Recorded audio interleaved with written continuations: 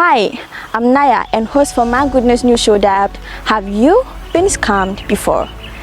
The bigger question is, have you ever been scammed before? We live in a society where scamming has turned into a profession for some individuals who target innocent people and rob them of their hard-earned monies and other valuables. On this show, we're going to hit the streets, engage victims of various scams, learn from it, share interesting stories, and grab numerous tricks to help us in our daily lives. This show promises to be engaging, educative, fun-filled, most importantly, grabbing some security and scam tips to help us in our daily lives. To make this a success, we would need your support by liking, sharing, commenting, and very importantly, subscribing to our YouTube channel. That's My Goodness GH to make this channel a great one. Times are hard, and I say this with passion. Times are really hard. Do not give free monies to some idiots. Yeah, good afternoon, and I'm Naya from My Goodness GH TV. I would want to know if you've ever been scammed before. Yeah, the last time I went to I remember some months ago I went to La Paz to buy phone and I bought it. The guy told me that place, like the way they are, like I for hide the phone. So like, but he packaged it in a box for me. So I was in a hurry. I just gave him the money then, because like some guys were coming and all that. So I just gave him the money then. I ran. I left. So I got to my open date and it was 2 Banku Balls. That was in the...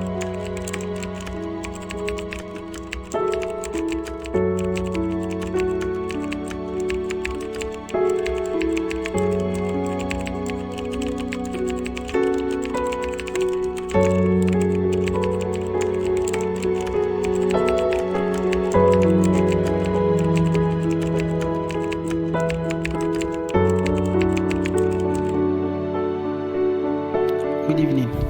Yeah, for some reasons, kindly hide my identity. Yes, I'm from a community in the Western region. It's more or less like a village that was actually turning to become a town. So it was like we all knew each other. In terms of family, you could see that family A virtually knows family B, and then so it was a community where like if there is a stranger, it will easily be recognized that no, this person is not part of us. So it wasn't a very big one, but it was a bit okay. So there was this lady who was actually living behind my rented room. And so before I even moved to her vicinity, I knew her, like growing up. Like I said, we all knew ourselves in the community. So after tertiary, I did my national service, and then I had to do voluntary service for 7 months, which ended around January.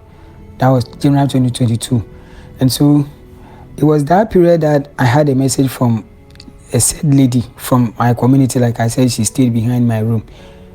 And in our conversation, the pictures that she had on her Facebook profile all depicted that no, she was out of the country. I was a bit surprised because I learned she got pregnant in the first year of senior high school. So I was wondering how she was able to get to that extent. And later came to tell me she was in Canada. In fact, the pictures she sent me and then both on Facebook and on WhatsApp depicted that indeed she was outside the country. And the times that she used to call me and those times we used to talk depicted that, oh, indeed, she was outside the country. And specifically, she told me she was in Quebec, a province that is predominantly dominated by the speaking of French. And so, honestly, I believed it because as a graduate, I did my research and realized, oh, okay. So, along our chat, she told me that there was an opportunity for me to join her, and that the company that she works for were recruiting people. And looking at our family background, where we both come from, and now that she's the breadwinner for the family and those things, she would want me to also join her and at least make the village proud. That one day we can do something for the village, of which it made sense to me. So I actually spoke to my mom back in the village, and she said, oh, the girl has not been around for a while, and all checks has proven that she was out of the country. I said, okay, that's the case. Let me give her a listening ear. So I gave her the attention, and then she told me about how she got there. And it was that the agent that took her was in Cote d'Ivoire. And so she will give me the agent's number, then I'll talk to the agent. But before that, she told me I was supposed to pay 15,000 because the traveling process was going to be done by a company. But I needed to pay some part to show that I'm committed to the whole traveling process. So I gave the money to her. No, like I said, okay, then I'll find out because in fact, even during national service, I didn't even save a penny, let alone voluntary service where I was getting 100 cedis per month. So I didn't have anything on me. So I deliberated with her and told her that, oh, for now, I would love to join her, but then the financial muscle is not there. So what I will do is that if she can help me to get there, then when I come, I will pay. They said, oh, okay, then that's fine. Then she's going to pay a greater percentage of the money for me. So I should just come there with 3,000. That is 3,000 Ghana cedis. I said, okay, for this one there, even if I look around my room, I can sell some stuff and then make the money. So we agreed, and he gave me the agent's number. The agent, I spoke to him. The agent was in Cote d'Ivoire. So I spoke to him, and he gave me the time, and then I organized everything. In fact, I sold a whole lot of stuff in my room because by then my room rent has even expired, and I was actually looking at getting some monies to renew. But when the opportunity came like that, I just told the landlady that no, I was moving out and that I was going to travel to a village to do one or two things. So I may come back or I may not come back. So I sold some things in my room, including my gas cylinder, my fan. In fact, my table and chair, I sold a whole lot. My mattress, pillow, in fact, boss, I sold a lot. And my then girlfriend, let me use that girl. She's now ex though. She was my girlfriend then. Supported me with a loan through NSS. At the time, she was also doing a service. So she supported and took some monies from her friends and those stuffs. And then I had to set off. So I left Ghana on the 7th of February. 7th of February, that was it Monday? Yeah. And I got there on Tuesday. Yes. And the journey itself wasn't easy. So I got there, and then that was on Tuesday.